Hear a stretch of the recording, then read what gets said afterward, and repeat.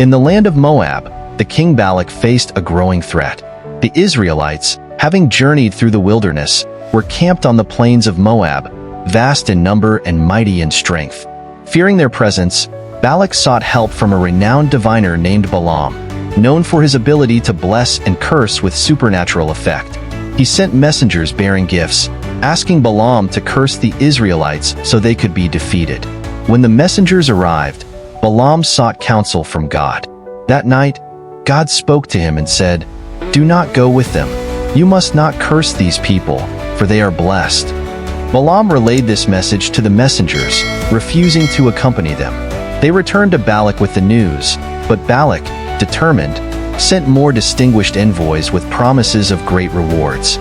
This time, when Balaam sought God's guidance, God allowed him to go but commanded, "Do only what I tell you." Balaam saddled his donkey the next morning and set out with the Moabite officials. Unbeknownst to him, God's anger was kindled because Balaam's heart wavered, tempted by Balak's riches.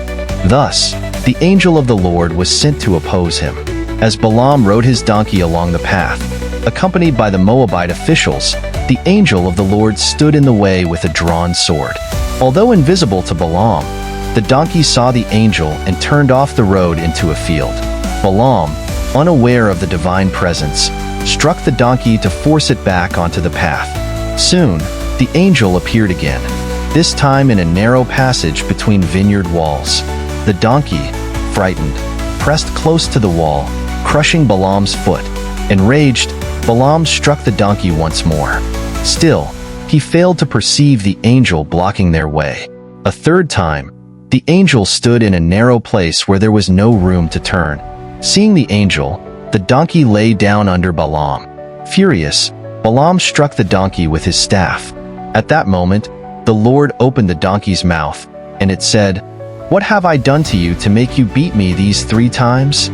Startled, Balaam replied, "You have made a fool of me. If only I had a sword in my hand, I would kill you right now."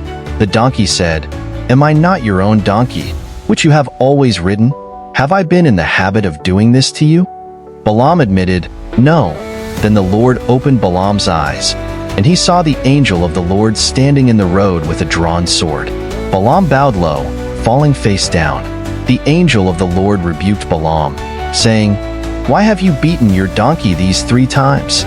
I have come here to oppose you because your path is a reckless one before me." The donkey saw me and turned away.